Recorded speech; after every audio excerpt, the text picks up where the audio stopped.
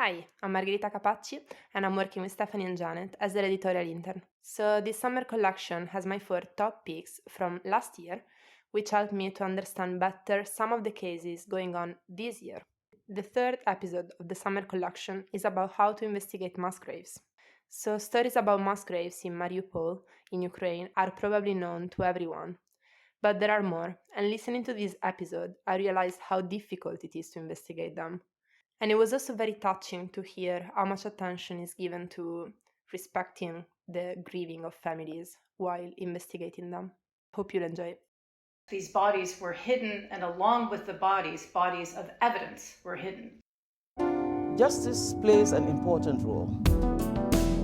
I consider this tribunal a false tribunal and indictments false indictments. Such abhorrent crimes must not go unpunished. Proceedings will be long and complex. All rise. Hello and welcome to this live edition of the Asymmetrical Haircuts podcast. I'm Janet Anderson. And I'm Stephanie van den Berg. And together we produce a podcast for you on international justice. And that's accountability, courts, truth commissions, prosecutions, lots more, things that happen in conflict like war crimes. And we like to have female commentators just to balance up a bit because we hear a lot of male voices and we like to balance that out a bit.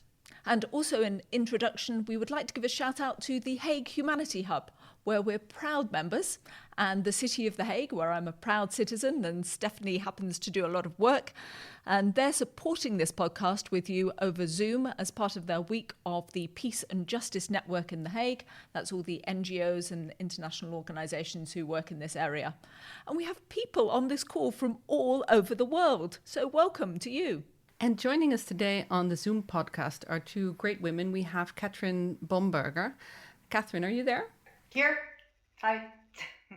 Kathryne is the Director General of the ICMP, the International Commission on Missing Persons. She's helped transform it from an ad hoc mechanism to a treaty-based organization, and one of the big feathers in their caps, is that they've helped identify more than 70% of the estimated 40,000 people who went missing following the wars in the former Yugoslavia. And we have Agnes Callamard. Hi, Agnes. Hello.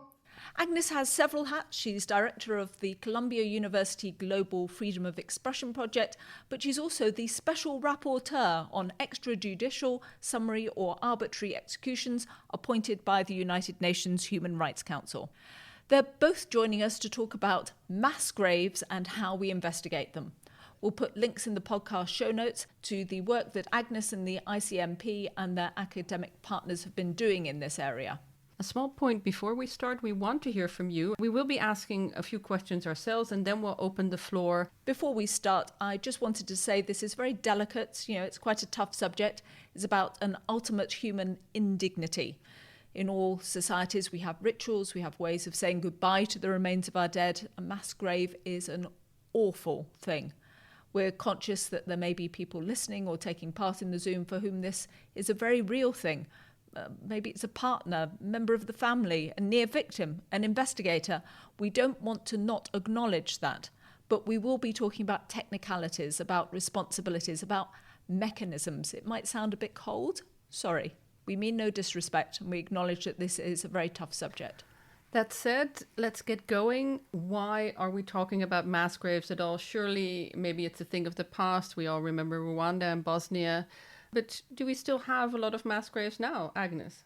Yes, absolutely. We have thousands of mass graves around the world. And, if you look back at our history, at the history of our humanity, then we're counting millions of mass graves. I like to cite there the expert Adam Rosenblatt, who wrote that mass graves are so widespread and so numerous that stretching across the entire planet's surface, they form an underground map of atrocity. The oldest mass grave is dating back to 10,000 years ago, while 20th century mass graves have left millions of bodies in their wake. It is feared that and the numbers are very approximative, that we probably can have about more than 30,000 people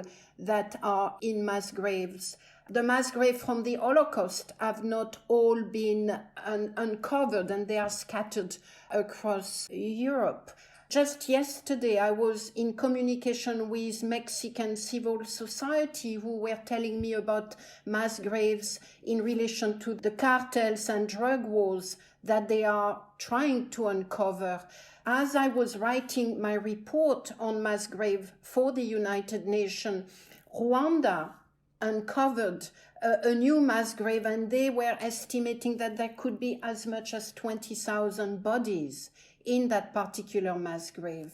So, they are everywhere around us. And what is what are we talking about when we're talking about a mass grave, Kathryne? What is the technical definition of a mass grave? Are we talking more than 2 bodies? Are we talking upwards of 5?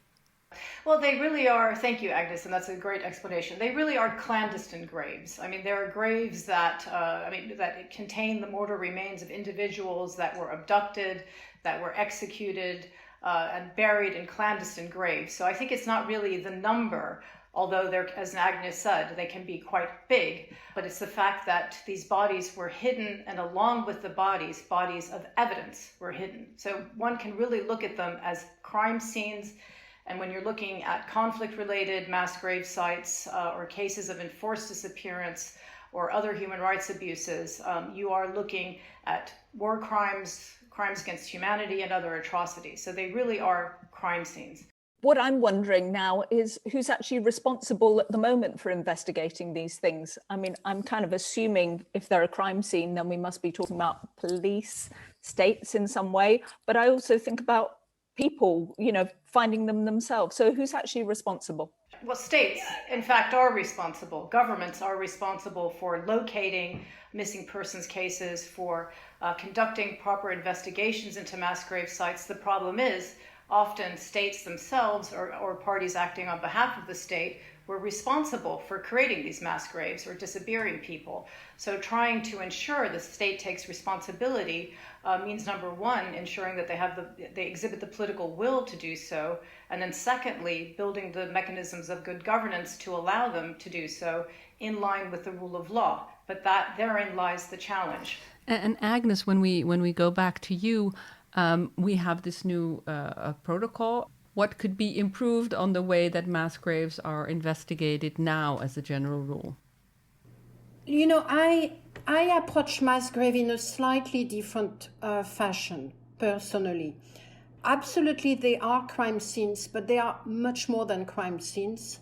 It's not that crime scenes are not top things, but they are places where people know that their loved ones are buried. They are places with enormous meaning and signification above and beyond the criminal positivist meaning that we wish to attribute to mass grave.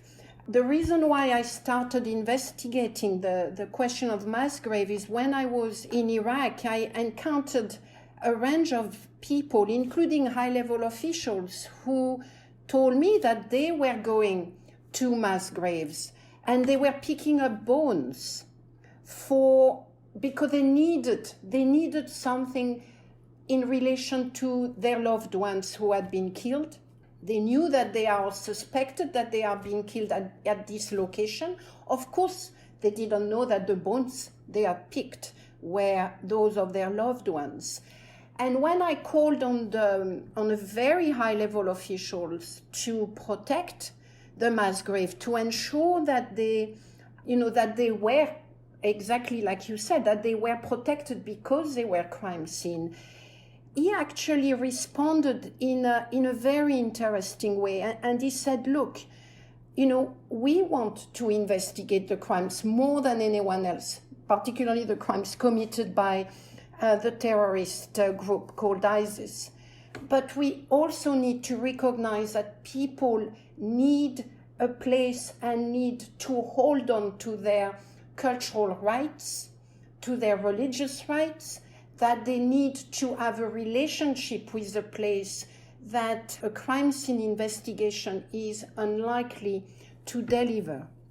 So what I highlighted in my own report is that while there is no doubt that investigation remain the most important objective, it is an objective that must be put into a bigger context and balanced out with other needs, other demands, and other forms of investigations which may not require for a mass grave to be disturbed or excavated.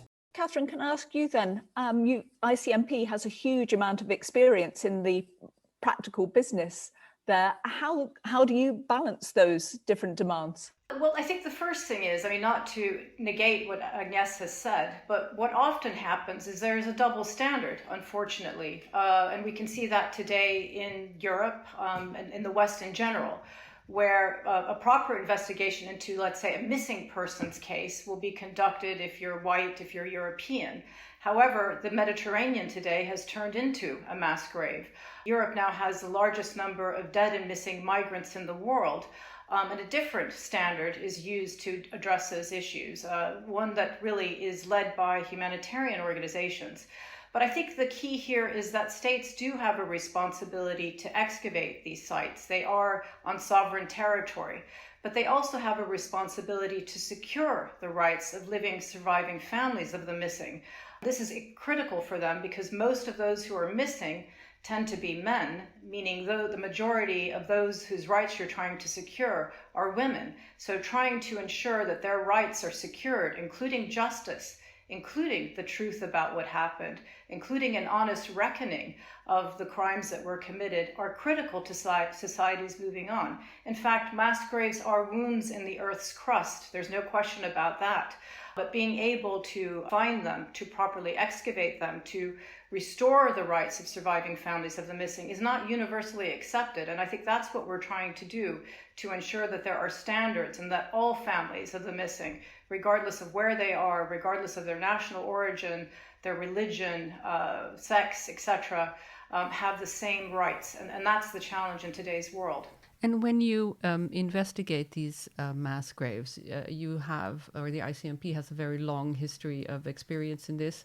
I've seen the pictures from Bosnia where I know everybody is kind of dug up. Are you working on new, less invasive, possibly quicker techniques? And can you share some of the technology in that sense that you're working on? Absolutely, yeah. In the context of the former Yugoslavia, we assisted the governments in excavating over 3,000 mass grave sites. So this is huge.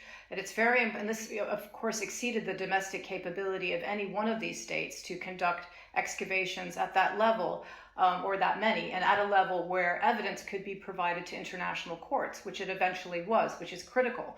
So the number of forensic pathologists, prosecutors, investigative judges, that are necessary to excavate sites, that many sites and at that level is huge. You also need forensic archaeologists, anthropologists that can provide support because the types of mass graves that we found, and we have a long list of different ways that people have horrifically and deviously tried to suppress information about missing persons cases is just nauseating. So yeah, using new technologies is important to help them locate mass grave sites. Witness information is critical.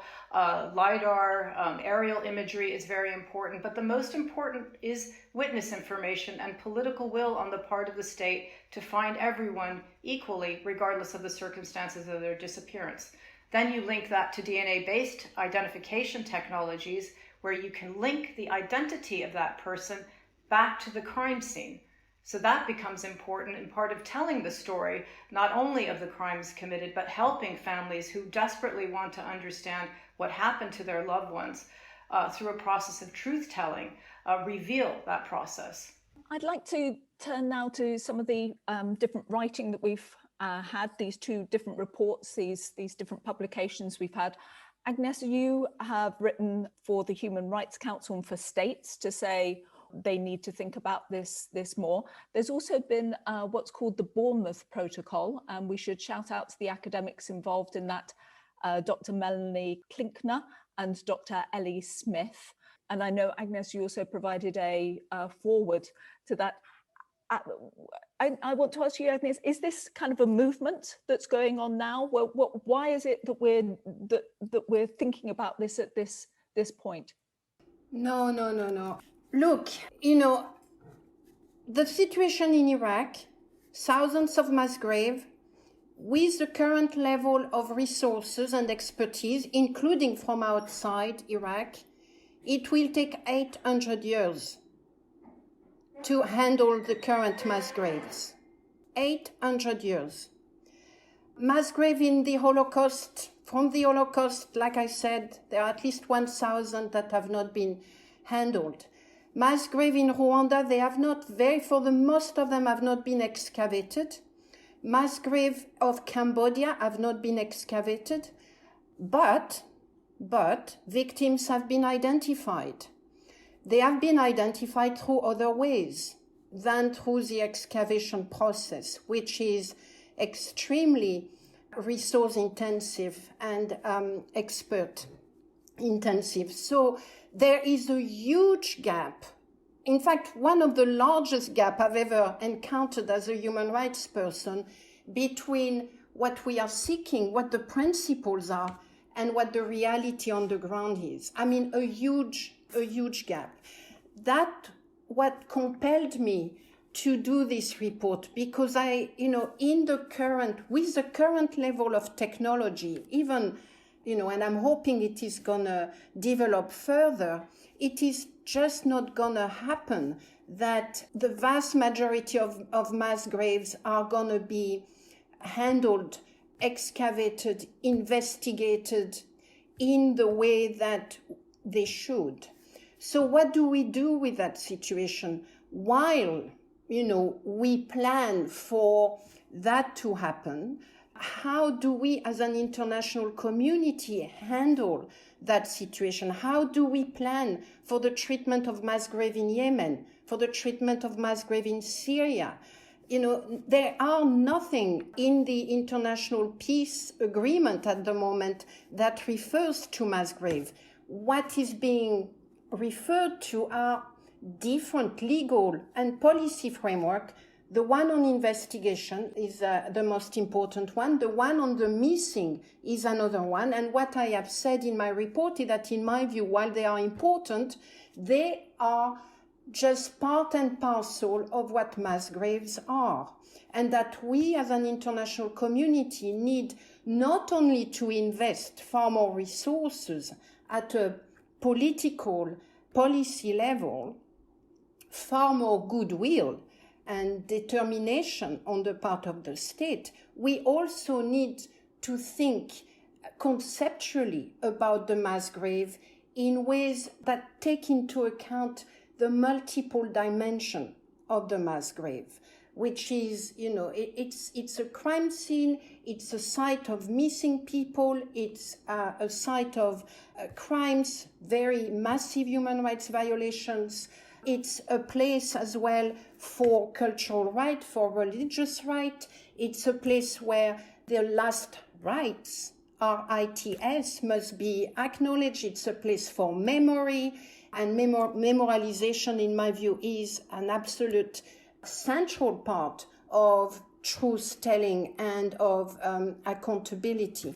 So what I try to do in this report is to encourage us all to think about developing a conceptual policy legal framework that takes into account all of the dimensions of the mass grave, and that then develop policy recommendations so that we can match the needs with the resources and the commitment. And let me just add one more point. I did a lot of research to find out how much mass grave played a key role in the search in criminal justice. And in fact, what I found out is that with a few exceptions, it is not the case that evidence from mass grave is essential for criminal investigation to be pursued. Croatia is the case that we should all seek to emulate. but Croatia is the exception. Largely, it is the exception. Rwanda, Cambodia, there have been processes towards truth-telling, towards reckoning with the massive violations, the genocide that took place. This was not based on excavation. Maybe it would have been done better with excavation, I don't know. But I think we need to acknowledge the fact that there is a huge gap between what we should try to do and the reality.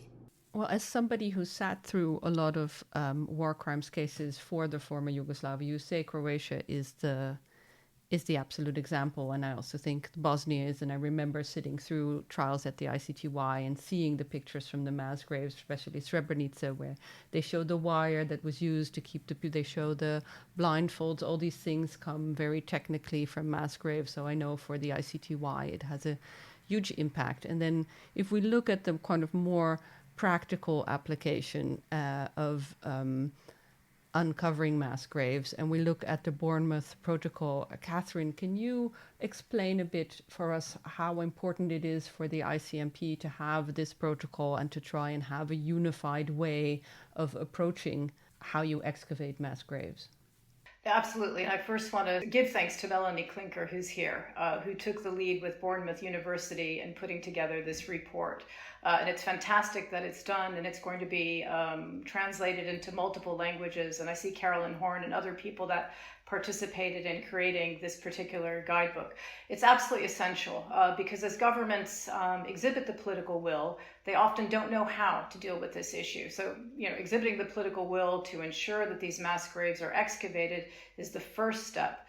Building the institutions. We've worked in Iraq for 10 years. We have a program in Syria. We have a program in Colombia, trying to build the mechanisms of good governance to bring institutions together that are required because it involves the ministries of health, justice, medical legal institutes, foreign affairs. So this protocol provides a map for states now that are interested in beginning a process of searching for missing persons to understand what the mechanisms are to properly excavate a mass grave site. And that's key. And any government reading this, or any family of the missing looking at this, because I think multiple audiences will benefit from this protocol, will understand what the process looks like.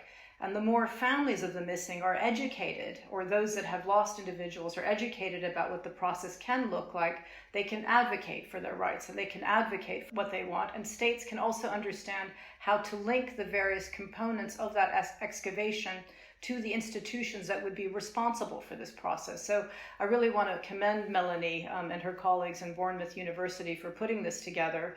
And, I hope that it will be widely read.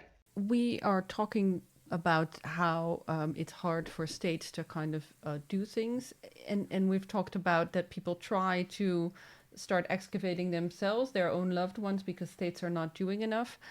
How could you get states to do more? Where is the big problem in? Is it the inexperience, as Kathryne said? Is it the unwillingness to uncover sites that might not be, politically useful for them? Agnes, when you look at why states are kind of dragging behind excavating mass graves and trying to identify the people in them, what are the causes that you see? Well, all of them that you just mentioned: lack of goodwill, politicization of post-war and post-conflict situation, unwillingness to turn to the past, censorship of the past event. It's a mixture of things. Sometimes society itself is not pushing for excavation. The situation, a very interesting case of mass grave is a mass grave from Spain, for instance, from the Franco era, and how long it has taken for, in fact, family members themselves and civil society to take on the role of the state, not only against the state eventually, but also against the trend within their own society. So, originally there was, of course, it was impossible to excavate the Franco mass grave, but then there be a form of self-censorship settled in on the society. And it's only, over the last 10 years that children and grandchildren of the victims have said, no, we want everything to be known. We want to know where they are. We want to excavate them. And they are doing the excavation. So it is really a mixture of things. I've said in Cambodia and in Rwanda, the lack of excavation did not necessarily mean lack of reckoning, because there was judicial process of truth-telling and of holding to account those that were responsible. There are also places where governments, for a variety of reasons, sometimes with the people, sometimes against the people, are going to look for alternative ways of finding the truth that do not require excavating thousands of mass graves. So, there are many reasons. Lack of goodwill, I will say, and determination to hide the truth, not caring, is certainly a primary factor. I wanted to turn to one of the current issues. I'm thinking about the deaths in the Mediterranean, Kathryne. You have these large numbers of migrants coming across from various places in North Africa, particularly, and we hear regularly of boats foundering, of people ending up on the bottom of the ocean. Is that a mass grave? I think I remember the ICMP is getting involved in that area. How are you treating that? Is that a mass grave for you? Let me find two ways of responding to this. Thank you, Janet. I just getting back to what Stephanie said earlier about states and the political will. The world really changed during the 1990s when it comes to addressing this issue. There was really a historical shift in ensuring that states take responsibility and that perpetrators are held to account. And you can see this through the creation of ICTY, its counterpart for Rwanda, the creation of the ICC in 1998, and even the creation of ICMP in 1996, where our mandate is to ensure the cooperation of governments and others in locating missing persons cases. And I think conflicts that happened earlier, especially in Latin America, and Agnes referred to Spain, things that are Lebanon, conflicts that took place earlier, were not subject to the same type of international community approach. So what we're seeing today in terms of what happened in the Western Balkans, what's happening in Iraq today, with the creation of UNITAD, for example, what's happening with Syria and the creation of the Triple IM or the Double IM for Myanmar, are very new ways of dealing with a very old issue, to the extent that they're dealing with mass graves.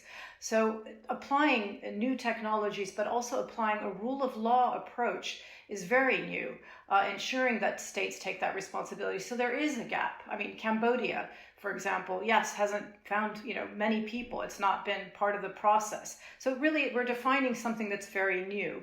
And of course, it's ironic now turning to Europe.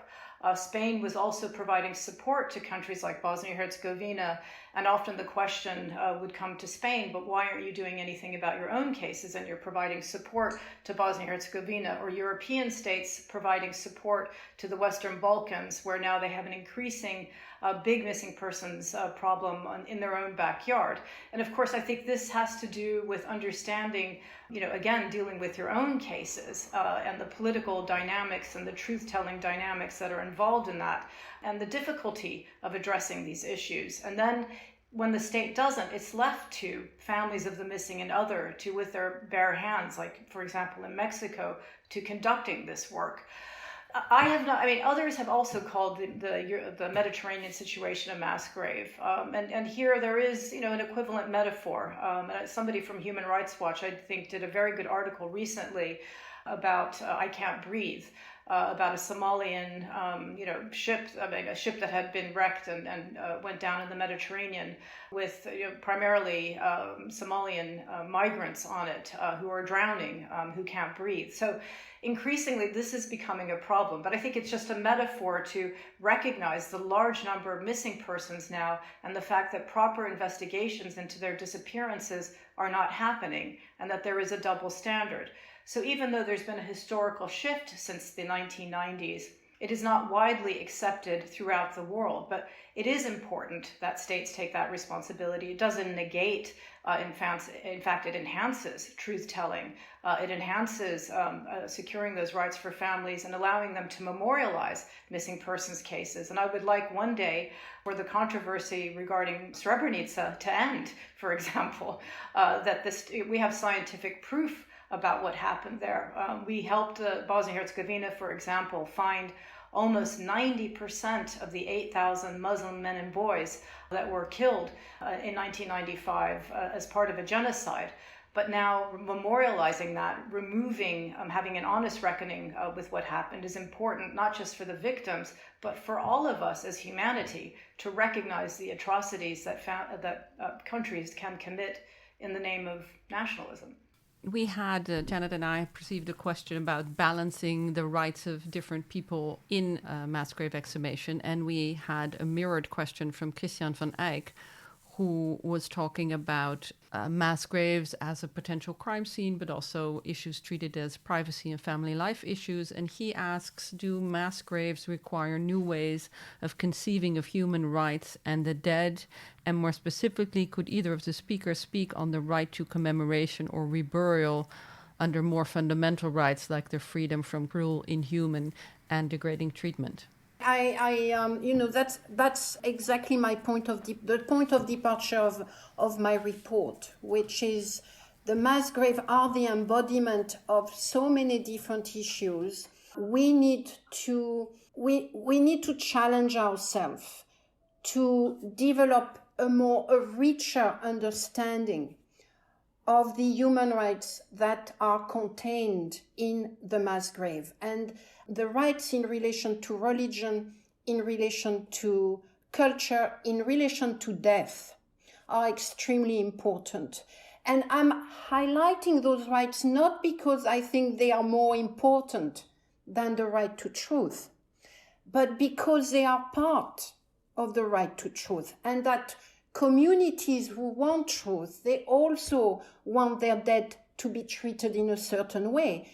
They also have, they should at least have a say in determining the fate of a mass grave, determining how they want a reburial to take place, how an excavation to take place. So I completely agree with the spirit of the question, and I believe that within the existing, at least European jurisprudence, we have a very good legal reasoning and policy reasoning of balancing of rights, which I will wish to see more applied proactively to the mass grave.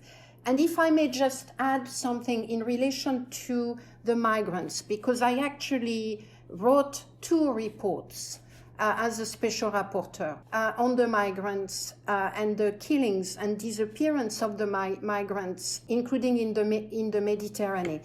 I personally have treated and continue to treat the Mediterranean as a mass grave.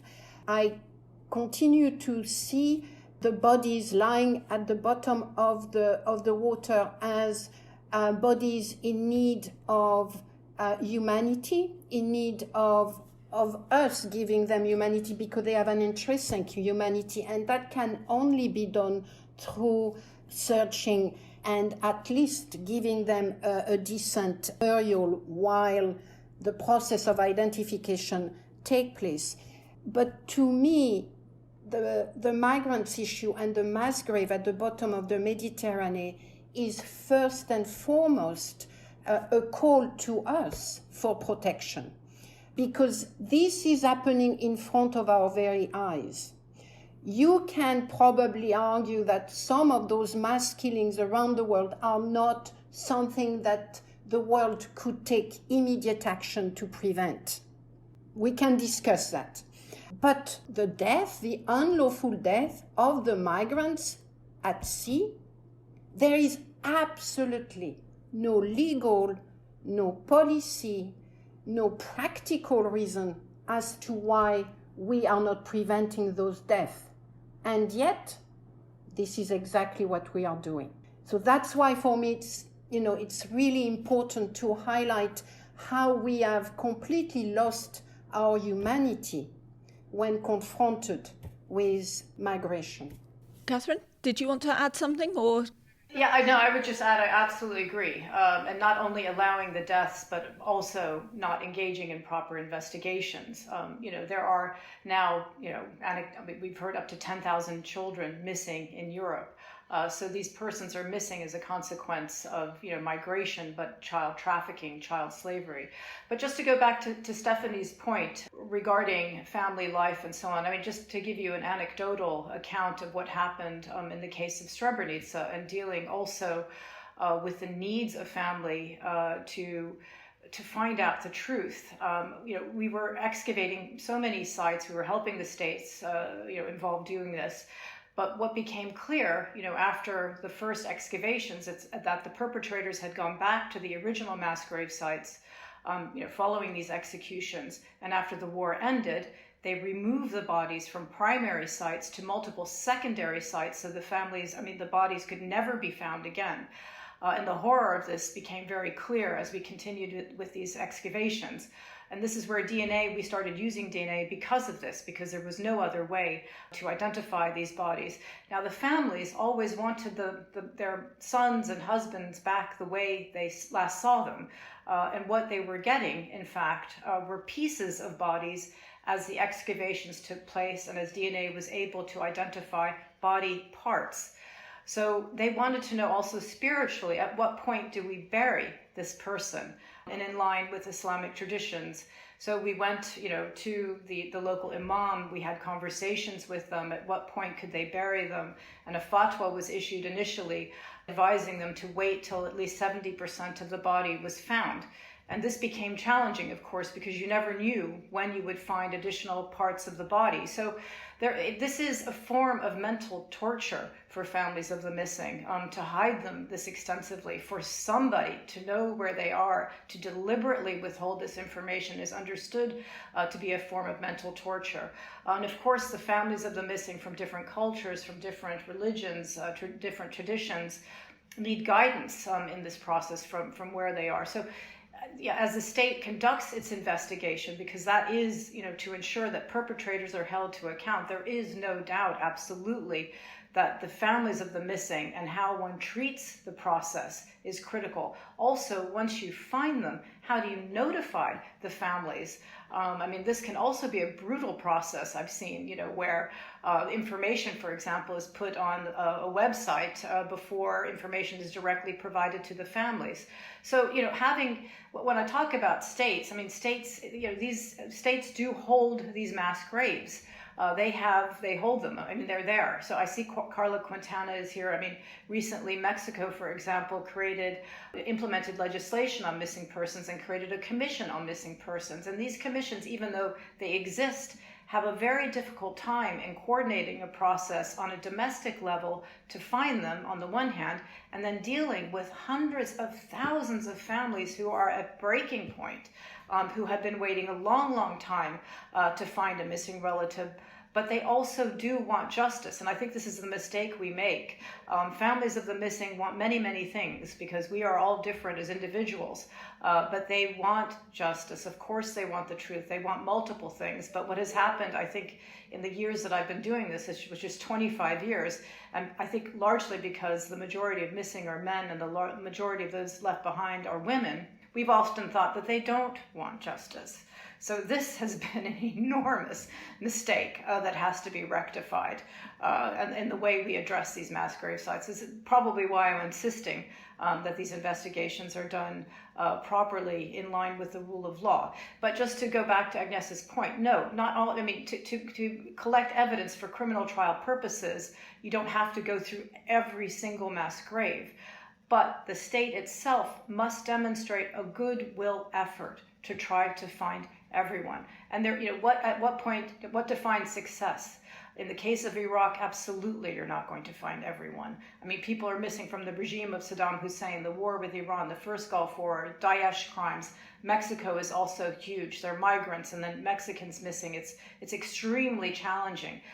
But the families of the missing need to see a good faith effort on the part of the state that explains the process to them, where they are treated with respect and where they see that their rights are being protected.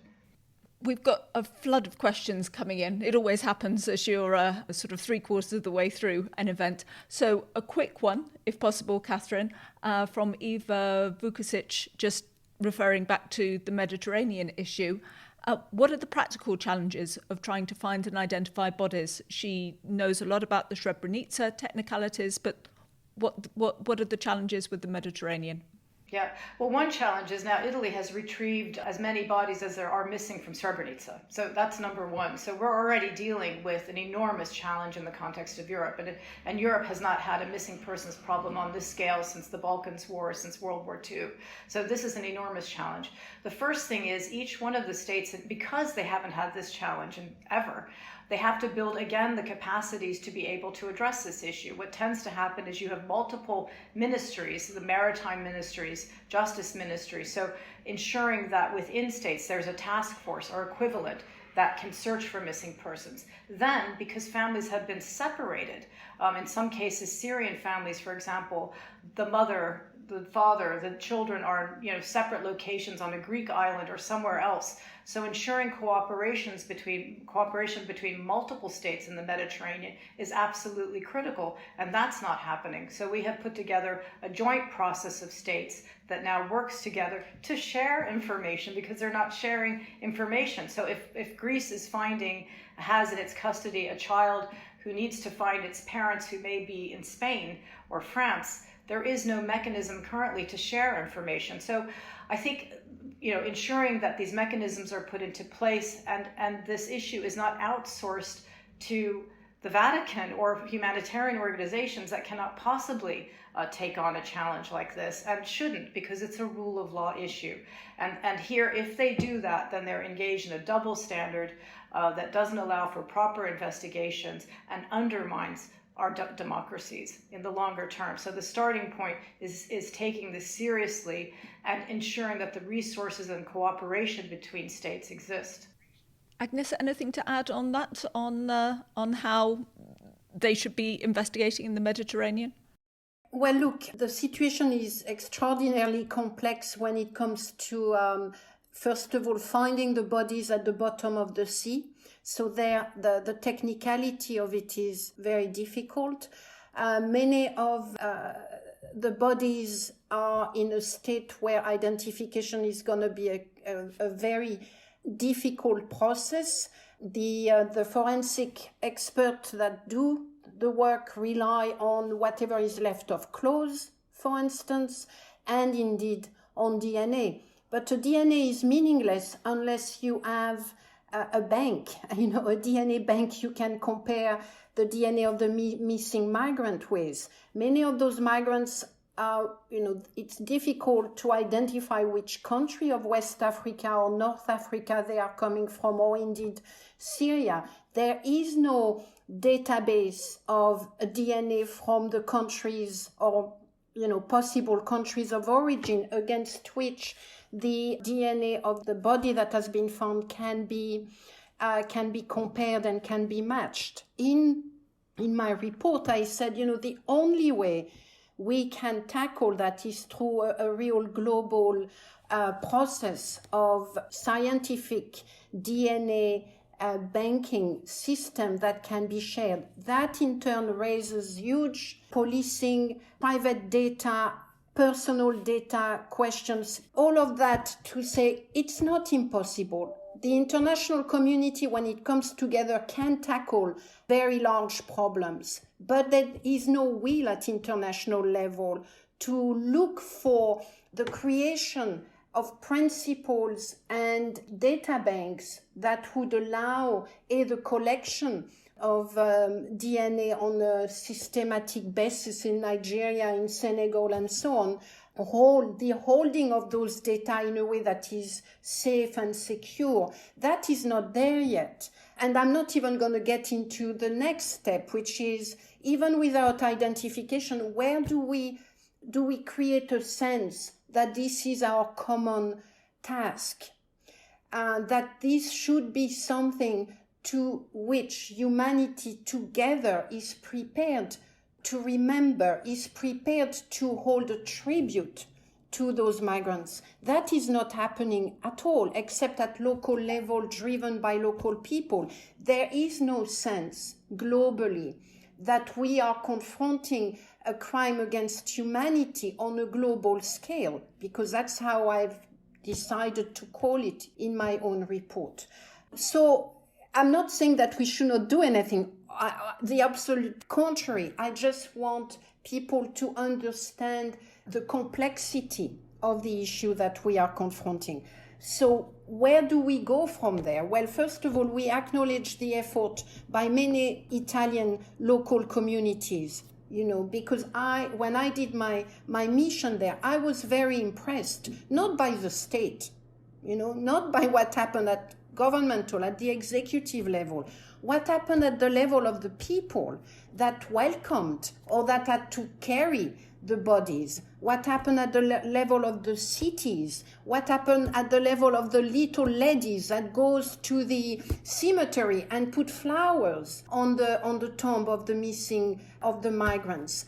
That's where I found the energy to be human and the search for our humanity while other processes are ongoing. And I think we need to encourage that, we need to value that, we need to celebrate when that happens.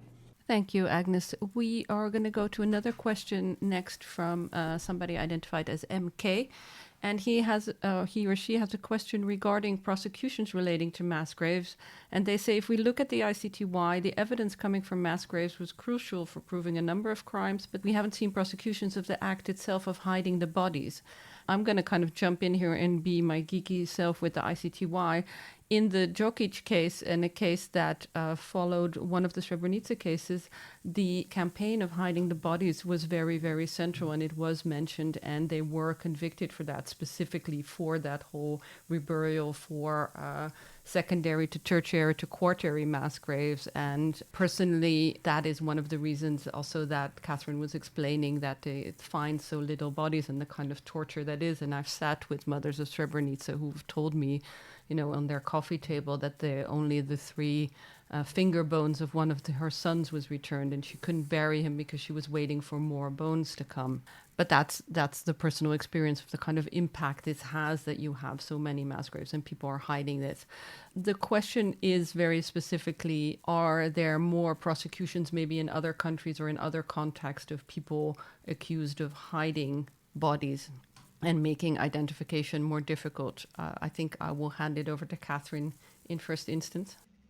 Yeah, no, thank you, Stephanie. And this ties in, that question ties into what Agnes said earlier about having centralized data repositories. And in fact, using DNA, using evidence coming from a mass grave site. It's an integrated scientific effort that includes data collected from the mass grave, including from forensic archaeologists, anthropologists, the DNA, where you're able to link the crime scene back to the identity. In the case of Srebrenica, and under revealing the secondary crime, all of those methods were absolutely key to demonstrate that there was a secondary crime of a cover-up. So just to underscore that.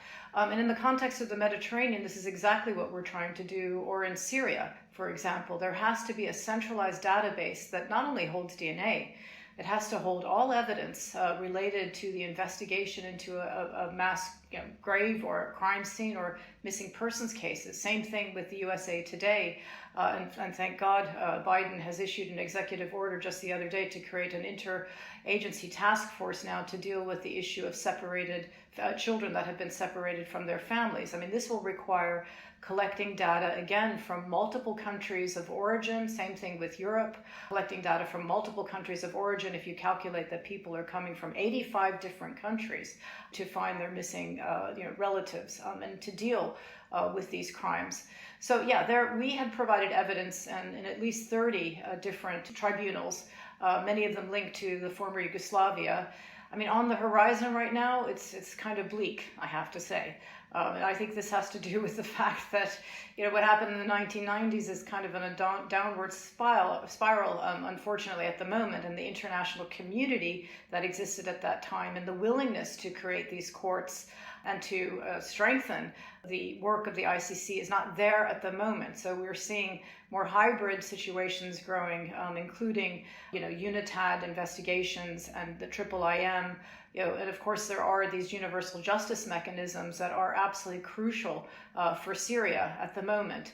But this really needs to step up. So I think while, that at the moment is, on shaky ground, all the more reason right now to ensure that these mass graves are properly excavated to a level where evidence can be provided.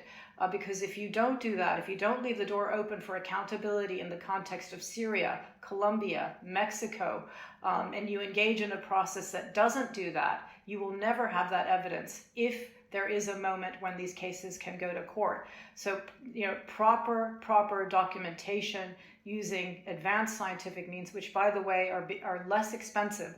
This is not the Cadillac version of anything. I mean, we maintain a standing capacity to help countries with this process. There are ways to diminish the cost to states. So I think that this requires a lot of thinking, but where I really agree with Agnes is this is a global challenge. Every single country in the world is faced with this challenge, and we must recognize as the international community that this is a very key issue to ensuring peace and stability. So excavating mass grave sites is a direct link. Uncovering these crimes is a direct link to dealing with the past, untangling the political manipulation by using these mass graves as sites of hatred, the current situation or current countries that are using this issue for political ends, and inciting violence on the back of these mass graves. So ensuring that persons are accounted for, that these cases are properly dealt with, is an investment in peace and stability. And I think that is the key message. You both keep on coming out with stuff that I think, yes, we could end the podcast here and we just, that would just round it all off. But then I keep on getting questions in from people. So I'm going to keep going, if that's okay with you. There's one here from Selin Orek, which is about practicalities of being an investigator. He or she, I think it's a he, I'm not sure, recently got a job as an investigator, and witnesses keep dying. That's one thing that's happening. And people don't want to give information when it's about someone from another affiliation, another community, and they don't want to give information.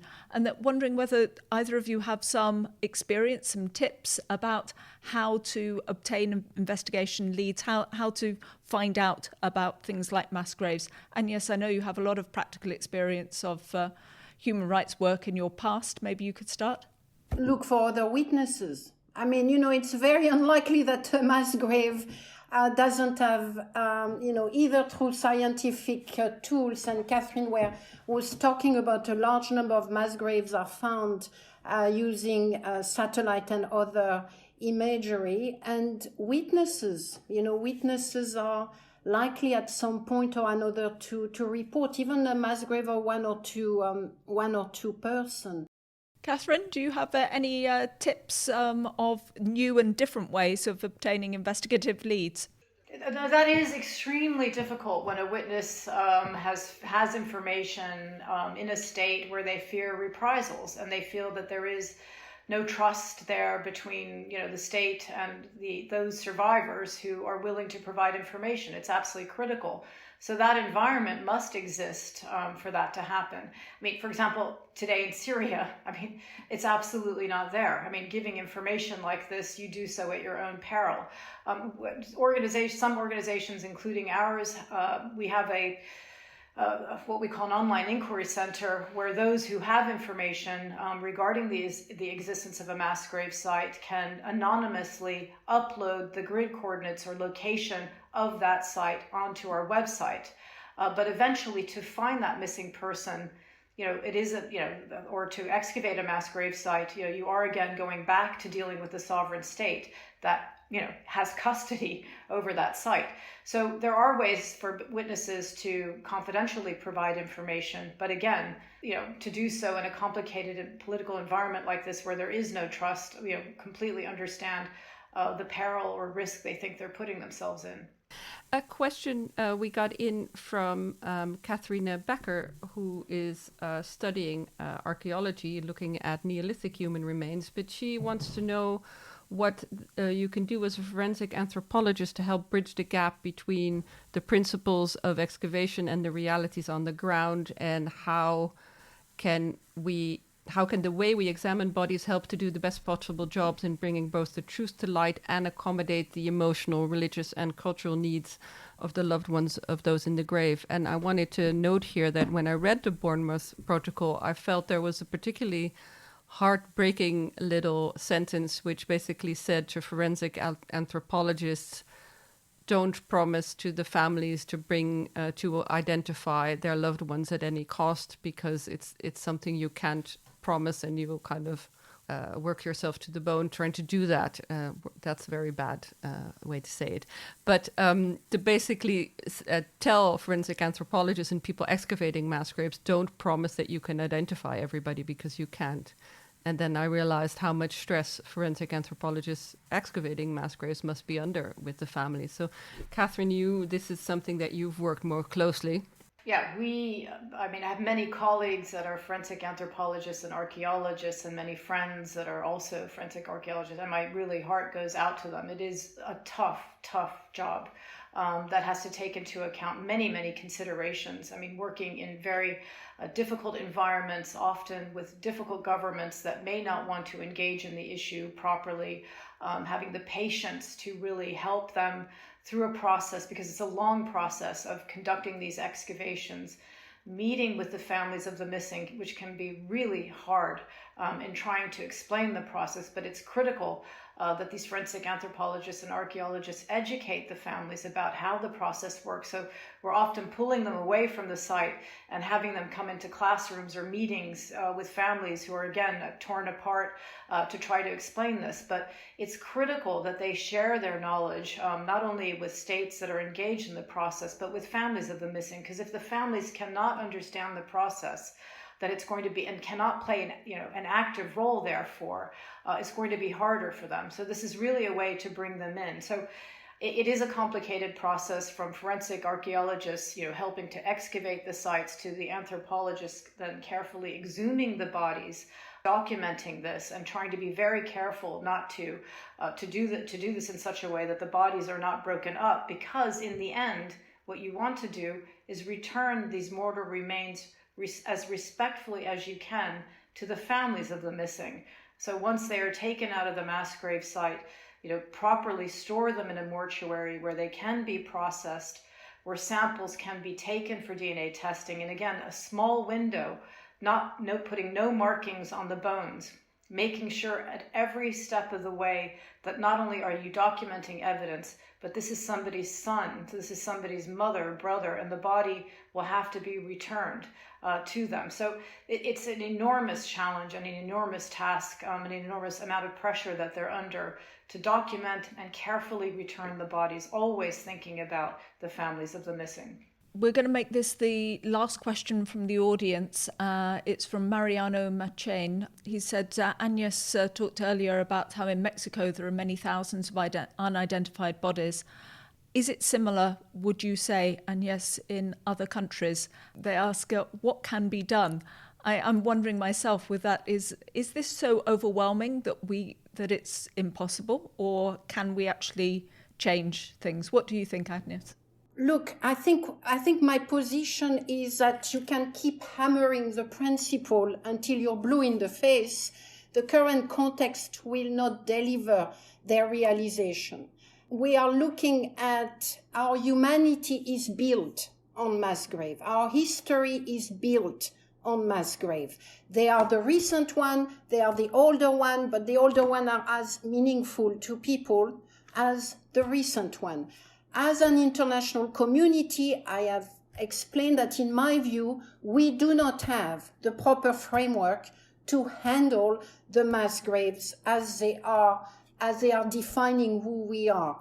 As an international community, we have relied on the framework provided by the missing and on the framework provided by investigation to tackle mass grave. I think what I'm trying to suggest is that mass graves are that and much more. And the scale of the issue, the number of mass graves around the world, the multiple meanings that mass grave hold, in my view, require that as an international community, both of policymakers, politicians, community leaders, and experts, that we are prepared to go outside our confidence zone and tackle the reality that we are confronting, which is, again, our humanity is built on mass grave, and we do not have a framework for mass grave. Point number one. Point number two, what it means is that we need to develop a framework which allows us to tackle both mass grave where they exist and to tackle to develop a policy for mass grave which involves the responsibility of the international community. We have example of that here and there, but we do not have a global policy to tackle mass grave. We have a global organization to tackle the missing. We do not have a global organizations or a global policy framework to unpack and to deal with mass grave in their historical and multiple characteristics. And point number three, because of the multitude of mass grave, even in one single country, what I have suggested as a first step is that we determine whether we should create a new institution that would have the trust of various stakeholders and that will act as a legal guardian of the mass grave, while we determine how this mass grave is going to be handled in history, in the short term or in the long term. Many mass graves may be excavated in 15 years. What are we going to do during those 15 years to ensure that they are protected? So as a first step, in order not to be overwhelmed by the scale of the problem, the first thing is to identify at least where they are, to be able to map them out. The second is to develop at national level with international expertise a policy on 5, 10, 20 years for the treatment of those mass graves. And then bit by bit, we can start implementing that.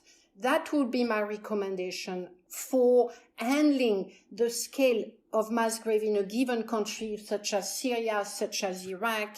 And my recommendation will be as well to integrate this policy framework, which may be a 10-year policy framework, in peace agreement, so that they are resourced, so that there are commitment attached to them, and so that we do not feel overwhelmed, as the question highlight. Ultimately, the mass graves are who we are. They are about our humanity in multiple ways, in more ways than one, and we need to find ways of preserving them, excavating them if this is required by whatever obligations or rights, and creating memory around them. And on that note, with both the past and also the recommendations for the future, I'm going to kind of close this part of the podcast and go to our asymmetrical haircuts questions. But because we're running so late, we're not going to ask them all. We're just going to go to the good stuff, which is, what do you have on your nightstand right now that you're reading, or what are you binge watching, or what are you listening to for podcasts that you can recommend? And we'll start with Kathryne and then go to Agnes. Okay. Well, on quite a number of books, if I ever get a chance to read them. Infinite Jest, I don't know if you know that. No? Okay. It's by near my bed here, David Foster Wallace. Also, very, very good book, by the way, if anyone wants to read it. Also, A History of the North Sea, because I'm here in The Hague, so I want to understand more about my environment. And before I go to sleep, just to calm down, always read The Guardian Recipes, because that just takes the world to another place. I like eating. I like cooking. Not that I cook well, but that always calms me down. So good recipes at the end of the evening. Thank you. Oh wow! I was just looking for the title because I'm unfortunately hopeless with title. But I am reading at the moment several books on artificial intelligence and novels, science fiction novels on robots. And The Sea of Crust is the one I'm gonna recommend because I think we are going to be extraordinarily challenged as an international community by the meaning of what it means to be human in a couple of decades, if not earlier. And I don't think we have really any response or any even idea of how to deal with a robot that will develop empathy and a moral judgment. So I haven't found an answer, but that's what I'm looking for.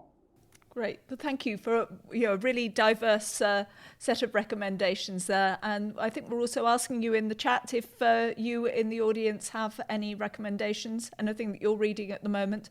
We love to hear what you're reading, and we will put those onto our show notes if we see a list of things there. So finally, just to say thank you to our team behind the scenes, Humanity Hub, also the team who are here in the room with me to organising all of this, to ICMP who helped get this together, Agnes and her colleagues for their help. I'm Janet Anderson, thanks for joining. I'm Stephanie van den Berg, and this has been Asymmetrical Haircuts. Bye everybody. Bye. Bye. Bye. This podcast was created and presented by Janet Anderson and Stephanie van den Berg. You can find show notes and additional blogs on asymmetricalhaircuts.com. It is recorded in the Hague Humanity Hub, home to a community of innovators in the field of peace, justice, development, and humanitarian action. Music is by audionautics.com, and the show is available on every major podcast service, so please subscribe, give us a rating, and spread the word.